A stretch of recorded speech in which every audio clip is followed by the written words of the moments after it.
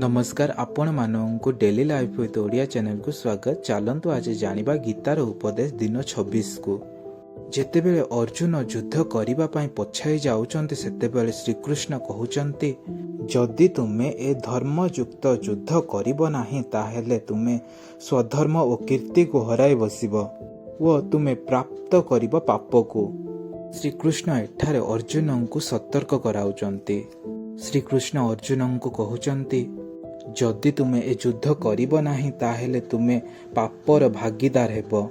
श्रीकृष्ण एहा मध्य कहउचंती जदि तुमे एही धर्मर युद्ध को करिबो ताहेले तमर कीर्ति को जुग जुग धरी वर्णना कराजिबो। जदि तुमे एठारु पछको फेरिबो ताहेले तमको केवल अपमान ही प्राप्त हेबो। एठारु आमको शिक्षा मिले जदि आमे कौनसी कथा को निर्णय करिचु करिबा पई जदि परे आमे सेही काम को करिबा नाही ताहेले आमको केवल अपमान ही मिली थाए। जदि आमे कौनसी काम करिबा पई निर्णय नेइचु ताहेले आमको सेही काम करिबा उचित। महाभारतर युद्ध केवल सामान्य युद्ध नथिला, एहा सत्य और असत्य को नहीं युद्ध थिला। आज पई गीतार उपदेश एतिकी रहुची। नमस्कार। किंतु प्लीज दया करी एही चैनल को सब्सक्राइब कर दियंतु।